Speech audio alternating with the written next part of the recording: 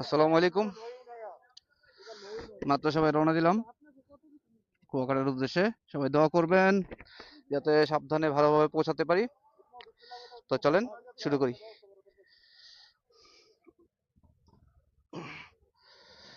বিসমিল্লাহ। যাচ্ছি, সবাই দোয়া করবেন যাতে সাবধানে ভালোভাবে পৌঁছাতে পারি। এই তো সামনে আপনাদের সাথে সবার সাথে কথা হবে। মাত্র আমরা এখন সাইনবোর্ড ক্রস করব। সবাই খুব ভালোভাবেই যাচ্ছে ইনশাল্লাহ। এভাবে আস্তে আস্তে গেলে আমরা ইনশাল্লাহ খুব তাড়াতাড়ি গন্তব্যস্থানে সেফলি পৌঁছাতে পারবো। ঠান্ডা মোটামুটি ভালোই, আমাদের সাইনবোর্ডে এত ঠান্ডা, খুব ঠান্ডা লাগতেছে। অনেক কিছু পরছি, 3টা জামা পরছি, 3টা প্যান্ট পরছি, তারপরও ঠান্ডা মোটামুটি লাগতেছে খুব ভালোভাবেই। তো এখন ও মাই গড, জাম, প্যারা খাইতে হবে এখন, প্রচুর প্রচুর প্যারা খাইতে হবে। আলটিমেটলি ভাবি নাই যে এত জাম পড়বে। মনে করছিলাম ফাঁকা রাস্তায় পাবো, তবু জামের মধ্যে দিয়ে যতটুকু সামনে আগানো যায় প্রচুর জাম ঠেলতে হইতাছে। কারণ আমরা প্রথমে মেন রাস্তা ধরছিলাম, পরে নিচে ফাঁকা দেখে আসছিলাম, কিন্তু একদম ট্র্যাপে পড়ে গেছি। মেন রাস্তাতে গেলেও টুকুর টুকুর যাওয়া যেত, কিন্তু এখানে প্রচুর জাম, মনে হয় জাম শেষ। যাক যাক, শেষ আলহামদুলিল্লাহ। যাচ্ছি কোন দিকে বুঝতে পারছি না, বাট একটা না একটা রাস্তা তো বের হয়ে যাবে দিক দিয়ে যাওয়ার সময়। এটা কি বংশালের রাস্তা নাকি? দেখা তো মনে হচ্ছে বংশালের রাস্তা। অনেক প্রতীক্ষার পর জাম টাম ঠেলে এখন হাইওয়েতে আসছি। এখন আমাদের রাইডার মনে হয় একটা বাকি আছে, ওটার জন্য ওয়েট করা হচ্ছে এখন। আর এই তো অনেক কষ্ট করে আসতে হইলো, কারণ রাস্তায় প্রচুর জাম। এখন বাজে 12টা 54।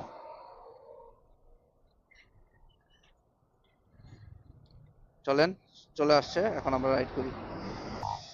রাইডিং এর মধ্যে সবচাইতে প্রবলেম এই জিনিসটাই যে আপনি যখন রাইড করবেন, গ্রুপ ট্যুর দিবেন, তখন দেখবেন যে একটা রাইডার কোনো ভাবে বা যে কোনো অ্যাক্সিডেন্টলি পিছনে পড়ে গেছে। তো এটা স্বাভাবিক, এরা মনে করেন যে খারাপ কিছু না, সব পিছিয়ে পড়তেই পারে, আমিও পড়তে পারি। তো এই জন্য ট্যুরের মধ্যে মাঝে মধ্যে লেট হতে পারে। এটা খারাপের কিছু না, এটা ভালো কিছু। একটু রেস্ট না হইলো, একজনের জন্য সবাই রেস্ট পায়। নারায়ণগঞ্জ ডাউনে পোস্তগোলাটা নেওয়া, এটা পোস্তগোলা চলে আসছি আমরা। ঘুরে টুরে যাক, ভালো রাস্তায় আসছি। এখন আর কোনো প্যারা নাই, শুধু টান আর টান। কিন্তু আমার তো টানের গাড়ি না, আমি টানে টানে পছন্দও করি না। যতটুকু সেফটি ভাবে চালানো যায় ততটুকু ভাবে সেফটি মেনটেন করেই আমি চালাবো ইনশাল্লাহ। ইম্পর্টেন্ট কথা গ্রুপ রাইড আপনি যখন রাইড করবেন, গ্রুপ রাইড যখন করবেন তখন আপনি একটু ডানে বামে একটু বেশি তাকাতে হবে। কারণ কোন দিক দিয়ে কে কখন কোন দিকে চলে যায় সেটা আপনি ভুলেও বুঝতে পারবেন না। সেক্ষেত্রে যখনই আপনি রাইড করবেন, দেখে শুনে বুঝে তারপর রাইড করবেন। আর অবশ্যই ইন্ডিকেটর গুলো ভালোভাবে দেওয়ার চেষ্টা করবেন। হঠাৎ করে মনে হচ্ছে ওয়েদারটা এখান থেকে এখানে চলে আসলো, এরকম ঠান্ডা লাগতেছে। কিন্তু না, মানে ওরকম ঠান্ডা না, মানে মোটামুটি লাগতেছে, ভালোই লাগতেছে রাইড করতে। আর যা পরে আসছে এই এই পরাতে আপনার ঠান্ডা ভুলেও লাগার কথা না। তো চলেন একটু টানাটানি করি সবার সাথে। Pulling up black windows once you go down. You must be crazy if you think that I'ma slow down. Don't wanna hear it talking shit from the drama. Keep it coming, I'ma send you to the কুয়াশা কুয়াশা, পুরো কুয়াশা হয়ে গেছে, just কুয়াশা। তো one way road থেকে মনে করেন যে কুয়াশাতে তেমন প্যারা নিয়ে লাভ নাই, কারণ ওয়ান ওয়ে রোডে আপনি যতই সামনে যাবেন ততই কুয়াশা পেলেও কোনো প্রবলেম নেই। আপনি যতই সামনে যাবেন শুধু সোজা সোজা।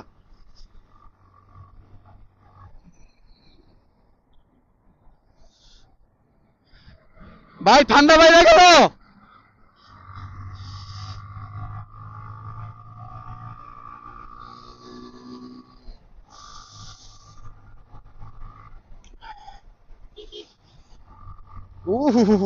সেই সেই লাগতেছে, সেই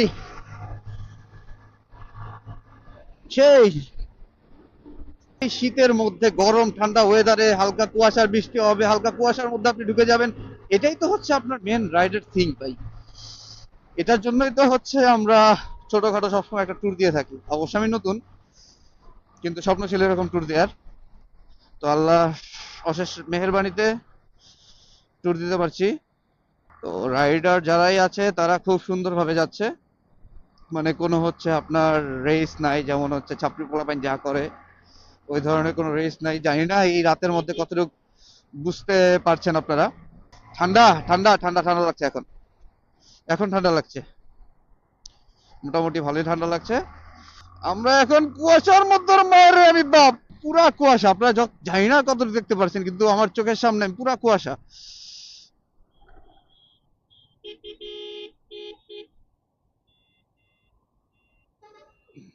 পদ্মা সেতু এখন থেকে হচ্ছে আরো 5 কিলোমিটার দূরে। বেশিক্ষণ লাগবে না যেতে, বড় জোর হচ্ছে 5 থেকে 7 মিনিট লাগতে পারে। 5 মিনিটও না, হ্যাঁ 5 থেকে 7 মিনিট লাগতে পারে। তো ঠান্ডা প্রচুর লাগতেছে, কিন্তু ওই ধরনের না, মিষ্টি ঠান্ডা বলে না, মিষ্টি ঠান্ডা ওইটা বলে, ওই রকম লাগতেছে। আর চোখের উপর দিয়ে মনে করেন কুয়াশা যেভাবে যাচ্ছে, শান্তি। এই প্রথম আমি হচ্ছে আপনার এই ব্রিজে উঠতে যাচ্ছি। এর আগে কখন আমি বাইক বা ইসেতে উঠিনি, কিন্তু প্রাইভেট কার দিয়ে একবার এসেছিলাম। যাক, সর্বোচ্চ গতিসীমা 60। আমরা হচ্ছে লাইন ধরে ধরে যাব। এখান দিয়ে লাইন ধরে ধরে গেলেই বেটার। এই যে এখন একদম কুয়াশার মধ্যে দিয়ে, প্রায় কুয়াশা হচ্ছে আপনার পুরো পুরো পদ্মা সেতুতে। এই যে আপনারা কতটুকু দেখতে পাচ্ছেন জানি না, কিন্তু পুরোটা একদম মেঘের ওয়েদার। সকালে আসতে পারলে বা হচ্ছে একটা লাইটিং কন্ডিশনে থাকলে আপনাদের বোঝানো যেত যে কতটা সুন্দর একটা ওয়েদারে আমরা হচ্ছে আজকে রাইড করতে যাচ্ছি। এত ঠান্ডা পড়েছে, তারপরও এতটা খারাপ লাগছে না যতটুকু হচ্ছে আপনার লাগার কথা চিন্তা করে রাইডটা শুরু করেছি। যতটুকু সেফটি মেনটেন করেছি ততটুকু খুব ভালোভাবে হচ্ছে আপনার যেতে পারছি আমরা। সবচাইতে প্রবলেম বা সবচাইতে পেইন খাচ্ছি আমি যেই বিষয়টায়, সেটা হচ্ছে আমার লুকিং গ্লাস খোলা হয়ে গেছে। লুকিং গ্লাস খোলার জন্য পিছনে যদি গাড়ি আসে, গাড়িটা কতটুকু ডিস্টেন্সে আছে সেটা আমি বুঝতে পারছি না। পদ্মা সেতু পার হলাম। পদ্মা সেতু পার হওয়ার পরে মনে করেন এরকম বৃষ্টি, এরকম বৃষ্টির কুয়াশা, কি বলবো ভাই, প্রচুর বৃষ্টির কুয়াশা। মানে এখানে রাইড করা এখন মনে হচ্ছে একটু ঠান্ডা ঠান্ডা লাগছে, এখন একটু মনে হচ্ছে ঠান্ডা ঠান্ডা লাগছে।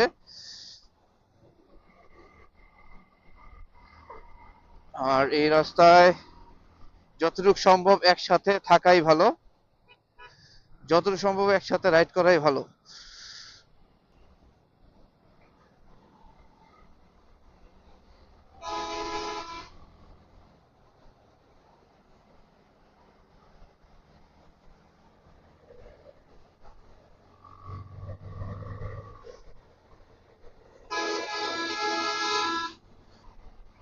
খুব রিস্ক হয়ে যাচ্ছে বাসগুলো যেভাবে আসছে। এখন একটু সেফটি ভাবে চালানো যাবে, কারণ বাসগুলো অনেকক্ষণ যাবত পিছনে ছিল, কিছু বোঝা যাচ্ছিল না। শেষ। মানে যদি হচ্ছে সামনে গাড়ি না থাকতো, মনে হয় না আমি সামনে দেখতে পারতাম। আর আমার চোখ ভিজে যাচ্ছে, কুয়াশায় চোখ ভিজে যাচ্ছে পুরো, এরকম অবস্থা। কিন্তু ফিল লাইক অসাম।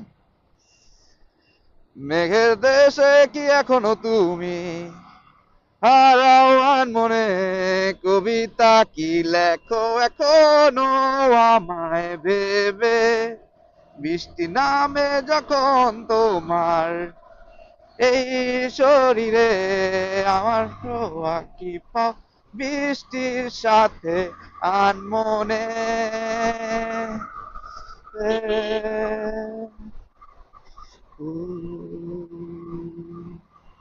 আপনার কুয়াশাতে চোখ ভিজে গিয়ে চোখের সাইড দিয়ে পানি পড়ছে, এরকম অবস্থা। আমি আমার ভাইজরটা মানে ওপেন করে রাখছি, ফিল নেওয়ার জন্য, কিন্তু ফিল লাইক অসাম ভাই, কোনো কিছু বলার নাই এখানে। বিশাল বিশ্ববিদ্যালয় থেকে একটু দাঁড়িয়ে ছবি তুললাম, ছবি তুলে এখন আবার রওনা দিলাম কুয়াকাটার দিকে। ওয়েদারটা এতই সুন্দর যে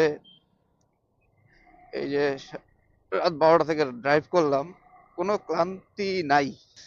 81 কিলো মেবি এখন আমরা মানে একবারই পাড়ি দিব। তো এখন সবার সাথে আবার একসাথে ট্রেনে যেতে হবে। আমি মনে করছিলাম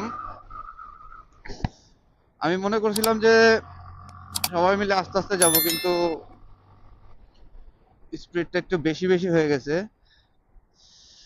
আমি মনে করছিলাম 70, 80, 90, কিন্তু ওনারা এই সব রাস্তায় চালাচ্ছে প্রায় 90, 100, 110।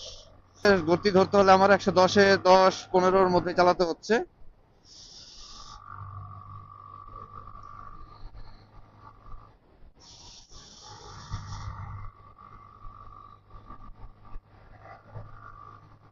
যদি এরকম রাস্তা হয় 81 কিলো, বেশি কষ্ট হবে না, কারণ যতটুকু আসছি প্রত্যেকটাই ভালো রাস্তা ছিল।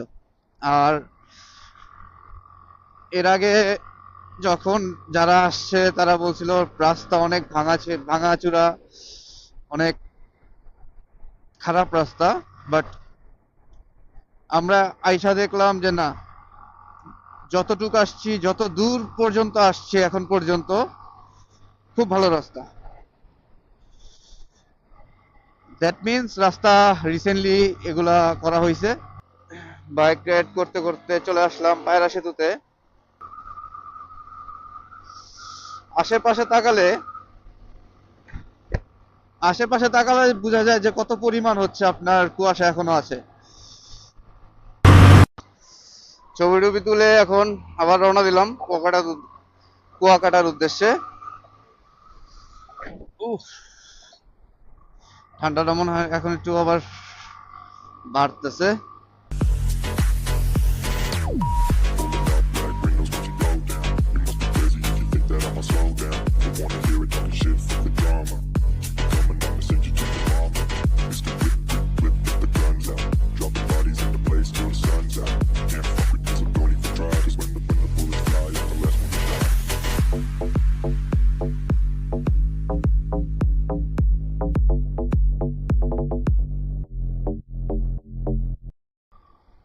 এই রাস্তার কর্নারিং গুলা খুবই সুন্দর,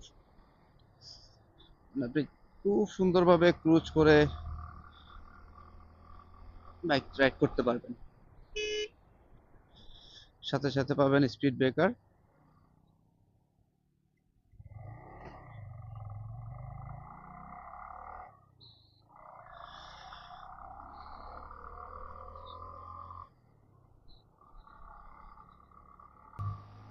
মানে আপনি এখন, আমার বাকি মনে হয় এখন হচ্ছে 29 বা 29, 30 কিলো বাকি কুয়াকাটা যাওয়ার।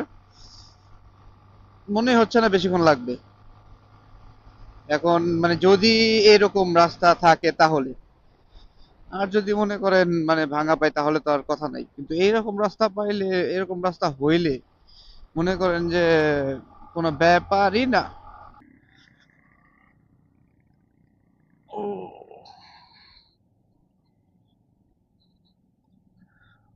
রাস্তার কাজ চলতেছে প্রায় 10 কিলোর মতো, রাস্তার কাজ চলতেছে। রাস্তার কাজ হয়ে গেলে একদম মানে পুরোটাই, প্রায় 5 কিলোর মতো হচ্ছে আপনার রাস্তার প্রবলেম পাবেন।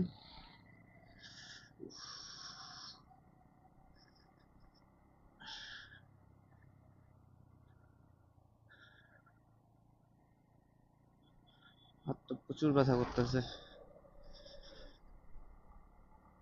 তো বাস সবকিছু এই রাস্তা দিয়ে যায়, রাস্তা ভালো। আপনার এইখানে যদি আপনি এখন আসেন, মানে রাস্তা ভালো হওয়ার পরে আপনি সুন্দরভাবে কর্নারিং করতে পারবেন। অনেকগুলা কর্নারিং আছে যেগুলো হচ্ছে আপনাকে খুব ভালো লাগবে কর্নারিং করতে। রাস্তা যেমন, কর্নারিং আলহামদুলিল্লাহ খুব ভালো লাগবে। আর আজকে যখন আমি রাতে রওনা দেই, যখন রাতে রওনা দিয়ে আসি, তখন পদ্মা যখন ব্রিজের মানে হচ্ছে আপনার কি বলে ওটার নাম কি, হোটেলের দিকে যাচ্ছি, আগে হোটেলে যেয়ে কাপড় চোপড় রেখে তারপর আসতে হবে। মানে হ্যাঁ, আপনারা বলতে পারেন যে ভয়েস এরকম কেন, কারণ প্রচুর ট্যাড ভাই। মানে একটার পর একটা কাহিনী হয়েই যাচ্ছে ট্যুরের মধ্যে। তো এখন দেখি হোটেলটা আলটিমেটলি ঠিক পাই নাকি।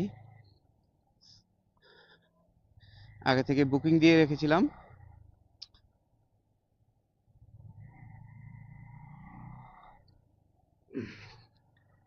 জালাল্লাহ, এটা মনে হয় নতুন রাস্তা হচ্ছে এই জায়গা দিয়ে।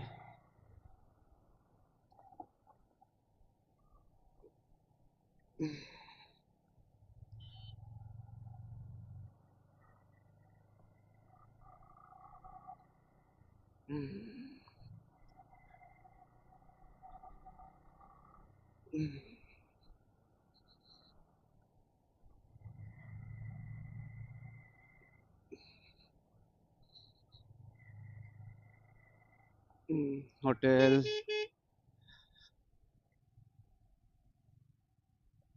সমুদ্রবেড়ি রেস্টুরেন্ট।